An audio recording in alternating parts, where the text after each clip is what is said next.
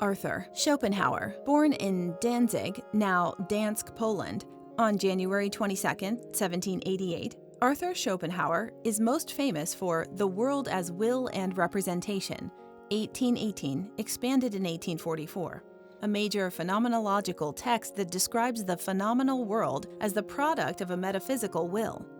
Schopenhauer developed Immanuel Kant's idealism into an atheist metaphysics and concordant ethics that overturned Kant and German idealism generally. His orientation toward the world was pessimistic, and indeed, Schopenhauer has become a kind of byword for pessimism. His work influenced philosophers, literary figures, and psychologists, among them Friedrich Nietzsche, Ludwig Wittgenstein, Leo Tolstoy, Thomas Mann, Samuel Beckett, Sigmund Freud, Carl Jung, and such modern physicists as Erwin Schrödinger and Albert Einstein. Schopenhauer's father was a prosperous merchant and shipowner who died perhaps by his own hand when Schopenhauer was 17. 2 years later, the young man left his business apprenticeship and in 1809 began studies at the University of Göttingen. He started in medicine, but after 2 years moved on to philosophy. He enrolled at the University of Berlin, which he attended from 1811 to 1813. Hearing lectures by Johann Gottlieb Fichte and Friedrich Schleiermacher, his studies in Göttingen and Berlin encompassed physics, psychology, astronomy, zoology, archaeology, physiology, history, literature, and poetry, and in 1813 he wrote his doctoral dissertation titled The Fourfold Root of the Principle of Sufficient Reason. This created the kernel of his mature philosophy, which is contained in the sentence, "The world is my representation." Consciousness, by which such representation is made, is divided between subject and object. The object for the subject is the subject's representation. All our representations are objects for the subject, and all objects of the subject are our representations.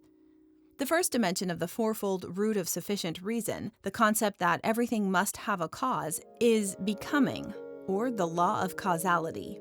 The second, knowing, is the conceptual representation.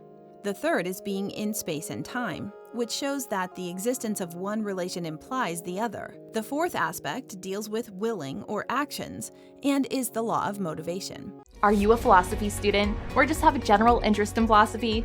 Since ancient times, brilliant philosophical teachings and dialogues taught by great luminous minds have deeply elevated the way we think and live. The Complete Philosophy Primer is a comprehensive, organized, easy-to-read, and all-encompassing guide specifically written for students in their first college-level philosophy course, as well as anyone with an interest in philosophy. With this jam-packed philosophical guide, you will optimize your knowledge in philosophy, logic, ethics, its history, and branches. Learn philosophical concepts, term definitions, and biographies. Find lists of essential books, films, blogs, websites, and other resources. Improve your writing skills. Learn how to argue effectively. And most of all, learn how to be a better student. Order your copy today to philosophize your mind and illuminate your wisdom. Awarded his doctorate by the University of Jena, Schopenhauer moved to Dresden in 1814, and by 1818 developed the fourfold root concept into his magnum opus, The World as Will and Representation, which argues that the world we experience is a representation dependent on the cognition of the perceiving subject. It is not a world that exists in itself, independently of the representation. Our so-called knowledge of objects, therefore, is thus a knowledge of phenomena and not things in themselves.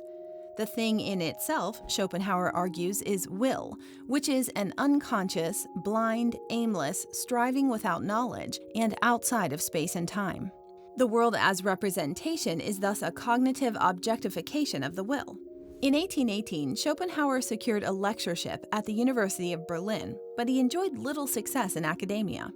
After drifting from one opportunity to another, he moved to Frankfurt am Main and then to Mannheim before settling in 1833 permanently in Frankfurt. Schopenhauer lived a solitary life of study and continued to write, producing in 1836 on The Will in Nature, which attempted to synthesize his metaphysical views with recent advances in science. He also developed an intense interest in sinology, Chinese studies, and parapsychology. In 1839, Schopenhauer published an essay titled On the Freedom of Human Will, which won a prize from the Royal Norwegian Society of Sciences and Letters in Trondheim. This was followed in 1840 by on the basis of morality, which was not well received. Nevertheless, he did begin to receive wider recognition, and by the time The World as Will and Representation appeared in a third edition in 1859, he was reasonably famous. He died on September 21st of the following year. Schopenhauer's ethics flows from his metaphysics. He argues that no individual human actions are free because they are events in the world of appearance and therefore subject to the principle of sufficient reason. That is, one's actions are a necessary consequence of motives and the given character of the individual. A man, he said, can do as he will, but not will as he will. Thus, Schopenhauer's ethics is governed by a limiting necessity, and our salvation from this state lies only in the metaphysical realization that true free will and individuality are merely illusions. Schopenhauer's metaphysics also extended to a philosophy of aesthetics. He saw the greatest art as portraying the world as objectively as possible, and he believed the fiction of art was to escape the pain of willing, that is, of desire and craving. Through aesthetic contemplation, a state in which subject and object are at last no longer distinguishable. Schopenhauer is famous among some for what is described as his misogyny, and he did object to what he deemed the male's reflexive reverence for women, whom he believed were inherently childish, frivolous, and short-sighted, and intended by nature to obey.